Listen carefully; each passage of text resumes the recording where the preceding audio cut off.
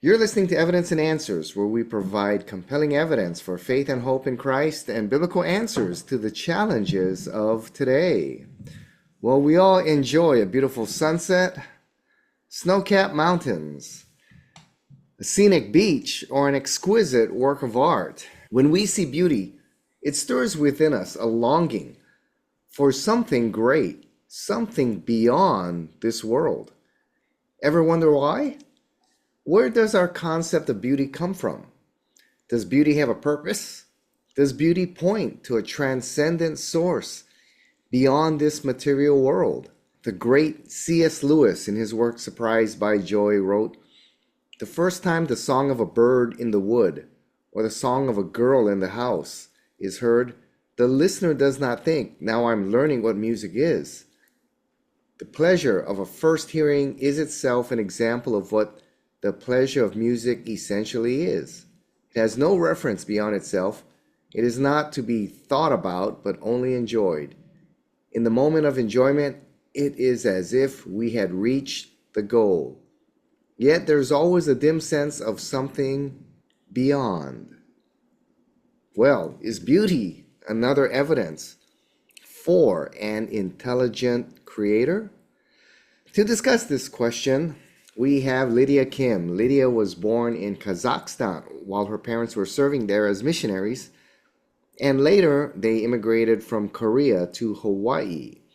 She graduated from the University of Hawaii with a bachelor's in communications and English, and she now serves as the English Ministry Associate Pastor at her Presbyterian Church, and is also involved in a worship ministry called Kingdom First that holds weekly prayer rooms and also joint worship nights for many Korean American churches on the islands here in Hawaii. She is a graduate student at Pacific Rim Christian University here in Hawaii, pursuing a Master's of Divinity degree. So, Lydia, welcome to Evidence and Answers. Thank you so much for inviting me and giving me the privilege to talk about this topic. You did a great research project in our apologetics class, so I thought it'd be great if you share uh, what you learned on this topic here on our radio show. All of us understand what beauty is, and when we come across something that's beautiful in creation, many of us who believe in God stop and praise the Lord. Mm. You know, when I was an atheist, what did I praise? Evolution, nature. I mean, beauty seemed to make sense when I became a Christian, and it began to make sense in a theistic universe. That indeed, Mhm. this is the artwork of a creator. And Psalm 19 says, "The heavens declare the glory of God." Well, as we talk about beauty, tell us, what is beauty and how do we define it? Yeah, you know, like you mentioned, everybody experiences beauty, but it's such a hard thing to define or articulate. And for me, I really love illustrating and drawing and painting and all of that. But even me too, I can't actually articulate what makes a drawing beautiful or what makes a painting beautiful. But I mean, a dictionary like Merriam-Webster would, define it as like a quality or group of qualities that give pleasure to the senses or the mind. But, this is a question that a lot of philosophers for many centuries have tried to answer, one being Plato. And he basically said that beauty was more of a metaphysical concept. It's not something that's actually found in the physical world, but it's something that exists beyond it. So anytime we experience something that we would define as beauty, we're just experiencing an imperfect imitation of that metaphysical concept. But Aristotle took a little bit of a pragmatic approach. He said, no, beauty does exist in this world, in the natural world, and in human experiences, and it's all through our perceptions and our judgment. So he said there were certain characteristics that something had to meet in order to be considered beautiful, and some of that would be like order or symmetry or proportion. And basically, he also agreed that if those things are met and if something is truly beautiful, then it should evoke a sense of satisfaction from the form or harmony of the object. And St. Thomas Aquinas actually agreed with a lot of what Aristotle said, but he had a more of a theistic understanding, obviously. So for him, the conditions that he would point to would be based on the divine order of creation. And so the source of beauty came from God's perfect beauty. But he also did say that beauty should consist of essential conditions, such as integrity, proportion, and clarity. But, whether what kind of definition you go with, all of them kind of agreed that beauty is something that should be felt, even if it's hard to, exactly articulate. And it's something that has certain qualities about it that make something beautiful. Yeah, it seems like we all kind of have a inborn understanding of what beauty is, and like you said, it's really hard to define, but it seems like, from the earliest I can remember, if I saw something that was beautiful, I didn't know exactly why. I'm sure there was symmetry and colors and Hmm. all of that, but boy, to see a scenic beach or a beautiful sunset or purple mountains or to hear some kind of music, it just seemed like that was something that I was born with. I really couldn't Right. find. And it's interesting you're saying that even philosophers and some of our greatest thinkers still, there's no one sentence that can define beauty here. It's a difficult concept here to define really succinctly. Yeah. Well, some people will say that beauty is simply in the eye of the beholder, meaning, that it is subjective, Hmm. but it seems to be objective. Seems like we all understand the difference between something that's beautiful and something that's not. Is it objective or is it purely subjective? Yeah, I think, in our modern understanding, the general consensus would be that beauty is subjective. And, that comes from a lot of influence from people like Immanuel Kant, and where he has a lot of things that he believes is more subjective and relative. But he also said that taste is also fundamentally subjective, and he called it aesthetic relativism. And he said that every judgment of beauty is actually something that someone is getting from personal experience. So it always has to vary from person to person. But what's really ironic about what he said too was he also admitted that that's not how we practically live out our lives. He said even though he believes that beauty is subjective, we humans, we have this reality of trying to universalize beauty, and there's a difference when it comes to preferences and what we consider beautiful. For example, if someone says, peppermint tastes really good, no one's going to be passionately like, no, peppermint is not good, like they'll be like, okay, well, yeah, you like peppermint, but I just don't get it. I don't like the, taste. But if we're talking about something like music or like art, sometimes we feel the need to defend it because it's not simply about just a personal subjective thought, but we're trying to argue that there's something there that transcends just person to person judgment, but something that itself, the qualities that art or that music that it holds, that show some sort of beauty. And so I think there's a difference between preferences and when something is considered actually beautiful. And I think if beauty itself was all subjective and it was just simply personal opinion, then honestly, the sense of the word, the to call anything beautiful would be really meaningless, and things like the universally and time-tested great works of art like Shakespeare's Lear or Michelangelo's David, there's no objective qualities that make it beautiful. But basically, if beauty is subjective, then we're all just experiencing our own individual perception of that to think that it's beautiful.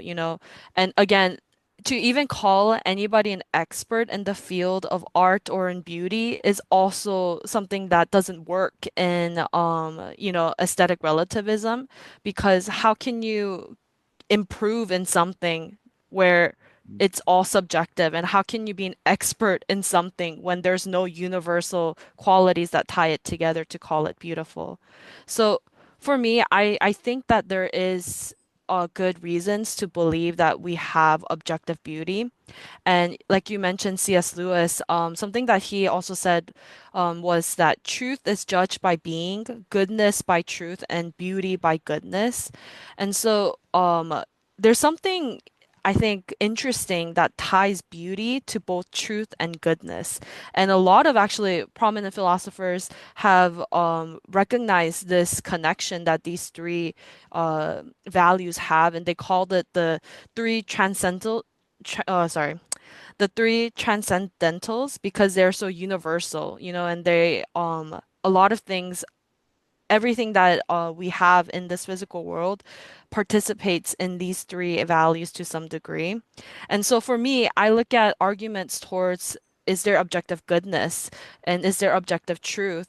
Then I believe a lot of the arguments that you can make for objective goodness and objective truth can actually also be applied towards objective beauty as well. Because if something is truly good and if something is truly truthful, then naturally beauty is actually connected to those two values as well. So yeah, I believe, um, the I don't think beauty is subjective, but as, in my obviously in my own Christian perspective, but I think objectively we can see that there's good reasons to think that objective beauty exists.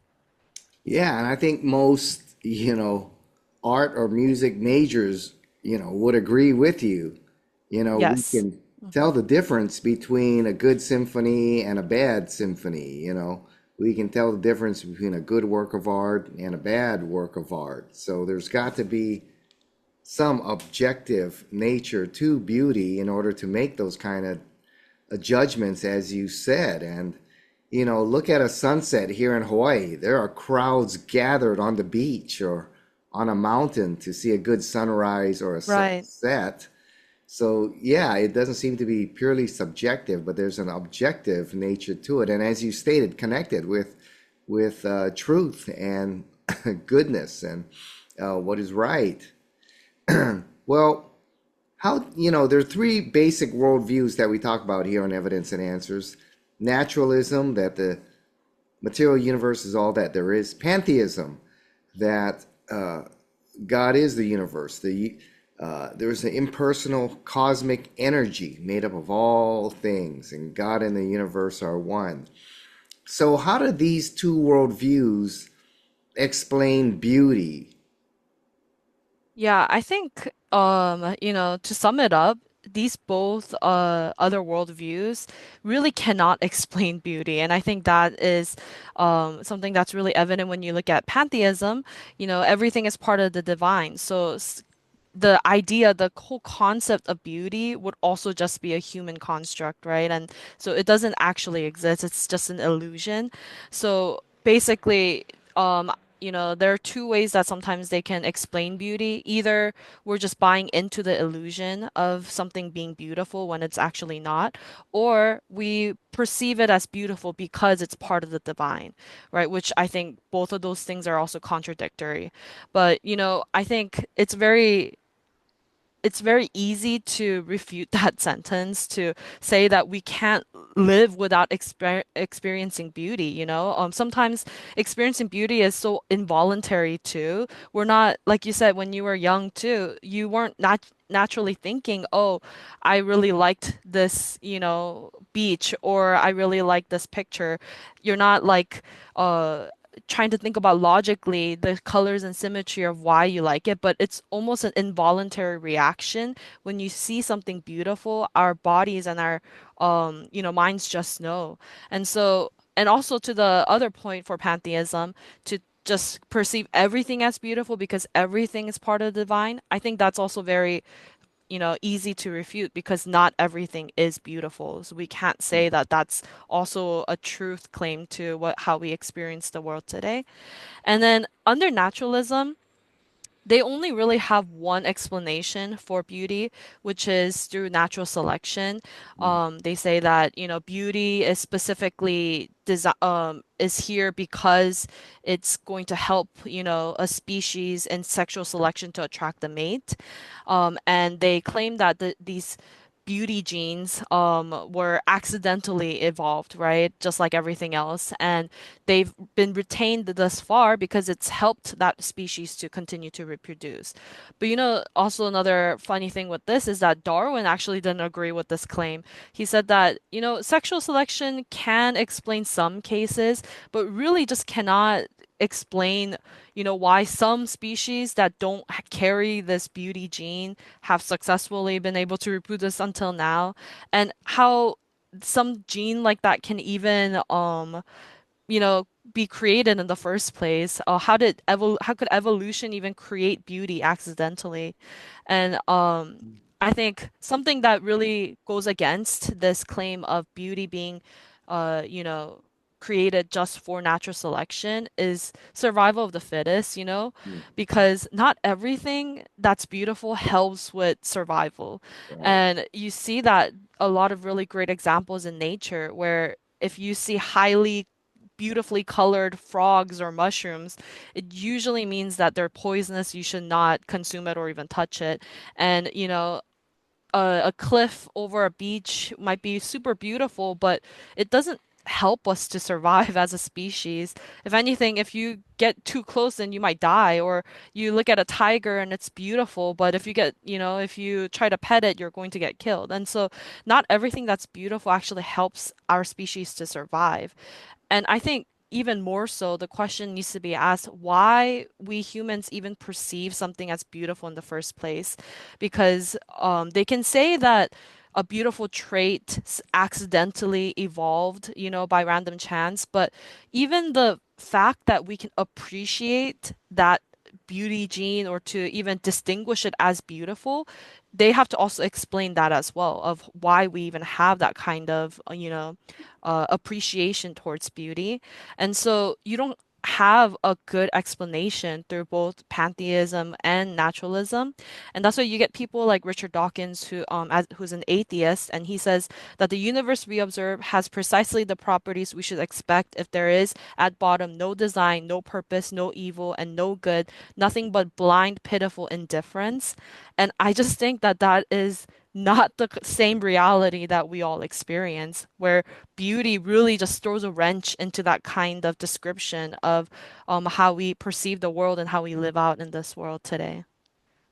Yeah, as you stated, beauty really is not necessary for survival. I think Darwin said the peacock feather, I believe, really makes him sick because it was one of those things. It's hard to justify how this helps species like the peacock Right. survive. I mean, these are beautiful birds, and man, they really stand out because of their beauty. Some things are beautiful, and it actually may go against their ability to survive. Fish that are really colorful, stand out in the water, Right. even against the coral, and they're easy to spot, and they're attractive to be the first things you kind of go after when I'm out there snorkeling or spearfishing or something. They're kind of the first things I go after.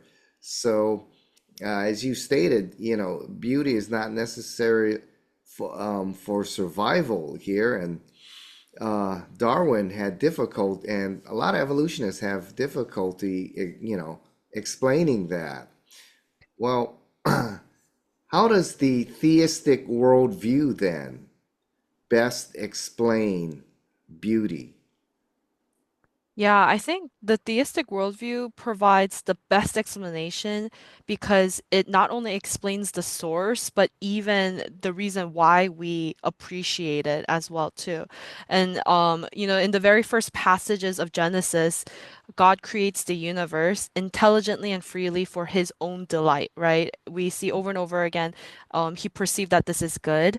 And this indicates like a characteristic of the God that we see in the Bible where when he creates something, it's not just for the sake of creating something, but there's he's fueled by pleasure and artistic intent to make something beautiful. And so, just as God is true, good, and beautiful, the products from God's hand will also reflect that. And this is from cultural apologist Paul Gould, but he was saying that one of the best examples of God's attribute of beauty is the creation of the tabernacle, because when he's instructing these Israelites and they're in the wilderness, it's not like they have an abundance of resources or time, or I guess maybe the time, but they don't have an abundance of resources, and it is more of a temporary refuge. So you would think that God just said, okay, get something together, right? Like you can make it look kind of like this. But he was so specific in this construction down to the dimensions and what kind of furnishings, even what colored wool to use. And he specifies the usage of gold, silver, bronze, and onyx stones. Um, Instead of more pragmatic materials. And it even says that he anointed several artists within the Israelite camp to be able to create these things beautifully as well. And so when you see all of these things, Paul Gould is like, doesn't this remind you of something? It reminds you of a creation account where God takes chaos and makes it into order and beauty and abundance. And so this is just a really an attribute of who God is, which is why it makes sense that the world that he created is beautiful. And it even also explains, theism explains why we have this innate appreciation for beauty too, and why it's actually even significant in our flourishing. First thing is C.S. Lewis said that, um, you know, we don't have a desire for no reason. He says when we have a desire, creatures are not born with desires unless satisfaction for those desires exist. And the reason why we humans we desire beauty in our lives is because there is actual beauty that exists, an objective, true, pure beauty, which the source is God. And since true beauty and God exists, it awakens a longing within us where we want the world to be that, to be that truly beautiful kind of going back to what creation was supposed to be and who we were supposed to be. And secondly, from the beginning of creation, we're introduced to God who is an artist and a gardener, and um we're created in his image to be his image bearers. And so the need to pursue beauty through creative expressions is just cemented in us as that's our creator, that's our father. And finally, the desire for beauty is not just noted in scripture like this through the Genesis account and stuff, but even the Apostle Paul writes in Philippians 4:8, finally, brothers, whatever is true, whatever is honorable, whatever is just, whatever is pure, whatever is lovely, whatever is commendable, if there is any excellence, if there is anything worthy of praise, think about these things. And so, Paul actually says that we, as our lives as Christians, as newly saved and newly made alive in Christ Christians, our goal in life is to actually pursue beauty as well. And it's because I think the pursuit of beauty gets us closer and closer to who God is. And so it's not just a fact of life, but I believe a required one as Christians to pursue excellence, to pursue loveliness, to pursue beautiful, um, and that's according to the will of God. Yeah, as you were quoting that scripture, I think of Matthew chapter 6, verse 28, where Jesus said, consider the lilies of the field, how they grow. Mm. They neither toil nor spin. Yet I tell you, even Solomon in all his glory was not arrayed like one of these. But if God so clothes the grass of the field, which today is alive and tomorrow is thrown into the oven, how much more will he clothe you? Yeah. So Jesus pointed, to the beauty of creation, and indirectly, was saying how that points to God, as you stated here, because beauty is something that comes from an intelligent mind. Mm. Nature tends to destroy, like the hurricanes, uh, you know, um, a tsunami doesn't leave behind beautiful things. Animals don't really care about beauty. It seems to come from an intelligent, rational mind. You stated, and C.S. Lewis stated that when we see something beautiful, it inspires a longing within us. Expand on that a little bit. I mean, this longing is something more than just, wanting something on this earth. It's kind of a longing for what was or what will be, it seems, beyond this creation. Yeah, and I know C.S. Lewis, when it was in that quote too, he wasn't specifically talking about beauty, but he was talking about, the fact that we actually have a desire for something inside of us is not just put in there coincidentally, but because there's a reason, there's a way that that desire can be filled, is why we have that desire. So when we desire to live a life that's beautiful, when we desire to see a world that's beautiful, the one of the best things about becoming an adult is that you get to move into your own house. You get to decorate it exactly how you want it to your taste and what you believe, the colors and things like that that bring a lot of, pleasure to your space, the home that you live in. And I think our pursuit of wanting to live lives that are beautiful is because, like you said, it's something that we cannot truly achieve in this world, and it's points to a reality that transcends this physical manifestation too. And I think that's where we see, the heart of heaven even inside all of us through beauty, where when we imagine heaven, we imagine the most beautiful things that we can think of, the most beautiful lights, the beautiful, streets, and how it describes it in the Bible. And that's truly where we're longing to be and where we feel that we belong and how we were created to be as well. Even I think, just as like, people, when we try to look our best and when we try to find clothes that we love and we try to decorate ourselves as beautiful too, it's because that's how we were created to be. There was a longing inside of us where we want to be beautiful. And the the fallen nature of this world is that, we get people where no matter how many things that they do to their body or no matter what kind of decorations they do to their house, they just can never achieve that sense of perfect beauty. But yeah, it's to point us towards something that is truly perfectly beautiful. Yeah, I reflect on what you said regarding the book of Revelation. I mean, our eternal dwelling is going to be incredibly beautiful. Hmm. John could best describe it, uh, in metaphors or similes. He says streets, like gold, glass, and all the precious stones they're Hmm. decorating the New Jerusalem, and Crystal Lake, and um, man, so God in the eternal dwelling makes it something uh, remarkably beautiful beyond what we could imagine. Well, what does, that kind of beauty and God creating a creation with beauty tell us about God? Yeah, I think it tells us that God is truly good and truly truthful. Like I said, I think beauty cannot be separated from truth and goodness. For something to be objectively true, beautiful, it needs to be true and it needs to be good.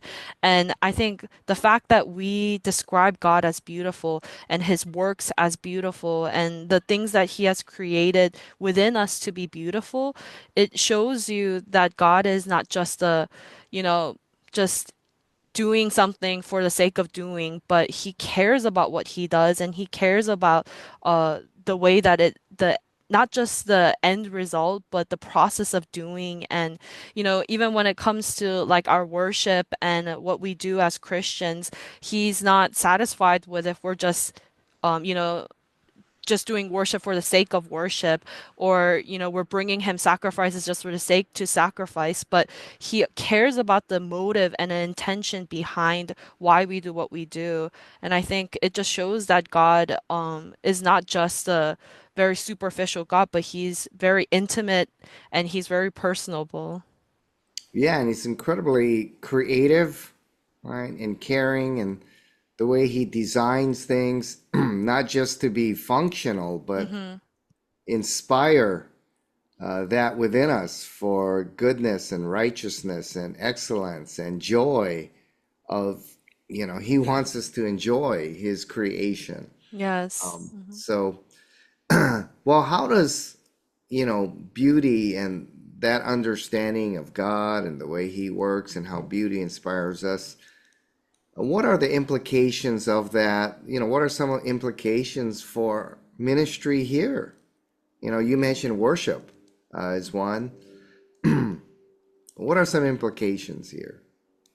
Yeah, I think for me actually I really wanted to further study this topic because of something that happened in my own study group for Bible study. And basically someone from Japan, she got married to one of our church members, and she wasn't a Christian and she didn't really know about, Christianity or God. And so she was fairly new to the church, but we were luckily doing a series, apologetic series about the several arguments for God that we had. And one of the things that I pointed out was the argument for beauty. And I just kind of gave a very brief overview of it. And later on, when I asked her, oh, which of these arguments really, move your heart? And she said the argument for beauty really made her to see that there's something bigger and there's something more than what we see in this physical world. And I think there's a lot of great implications when it comes to the argument from beauty. I think, when we're thinking about Christian media, when we're thinking about how some of the more creative ways to enter into evangelistic fields, I think there's a lot of implications there with beauty. One of the more specific examples too is that in Japan there was a concert by a renowned organist Masaki Suzuki, and he basically played a whole concert for the music of Bach. And listening to Bach made people consider how such beauty could exist in a world of such despair and loneliness. And actually, they were successful in having some people confess to giving their life to Jesus at the end of this Hmm. concert because of this realization that they had through Bach. And it wasn't even a very direct way for them to approach, this type of topic, but the fact that beauty itself pointed people towards Jesus, I think has great implications. And especially in cultures that maybe have rejected, traditional evangelical methods or common, arguments, I think this is a good argument to present just because it's such a universal theme that no matter what, generation or what culture you're from, you can understand what beauty is. And yeah, I think true beauty in the end would point people towards Jesus. So this is something that more churches and more Christians should be, really pursuing in the field of media or in the field of art or wherever to really spread the gospel of Jesus. Yeah, I think beauty's an effective argument, for the existence of God. I don't think that alone Hmm. will win someone to cry, but it can be very effective. But you put that together with all the arguments for the existence of God. I mean, we have the classic three: the argument from first cause, the argument from design, the argument from the universal moral law. But you add things like the, Yes. you know, Hmm. argument for beauty, the argument for, existential need, uh, and you just add it on to these arguments. I think it's forms a very compelling case, for the existence of God.